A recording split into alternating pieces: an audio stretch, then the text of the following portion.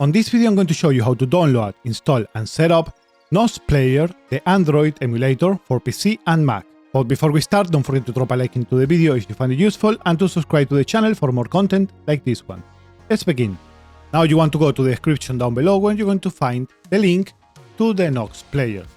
Once you are there, if you are in Windows, you can download it right here, or you can change your version for any of the other ones available.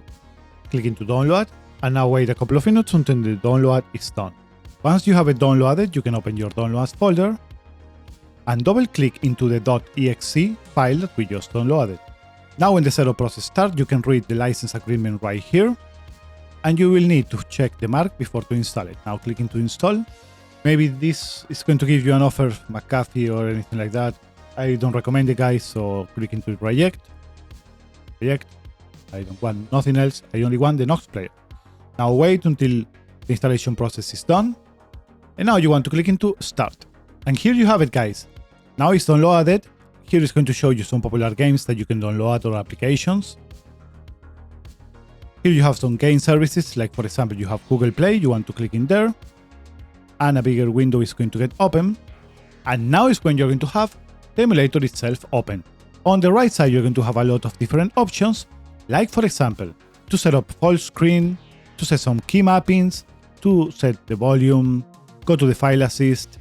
Here is to install APK files, and a lot of different things. If you want to go into the settings, you can make it right here.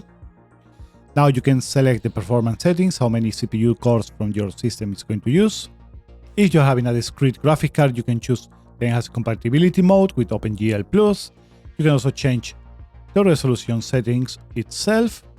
Now into gaming, you can enable high FPS. Right now I have it set it up into 60, turn off mouse acceleration in Windows. It's something that you should already have done in Windows a long time ago. And all the options, you're going to see them right here, but everything, normally it should work from the get-go. You can even use a controller with this emulation system to play your games. And to download them is something really simple. You want to go to the App Center and right here select one game that you're interested in. Let's say, for example, I don't know, State of Survival. Click on it. And you're going to need to sign in to Google Play to be able to download the games. That is how the emulator works. And that is pretty much it for this short tutorial, guys. I hope you have enjoyed it. Don't forget to drop a like and to subscribe to the channel for more tech tutorial tips and a lot of different tech related videos. See you guys on the next time. Bye bye.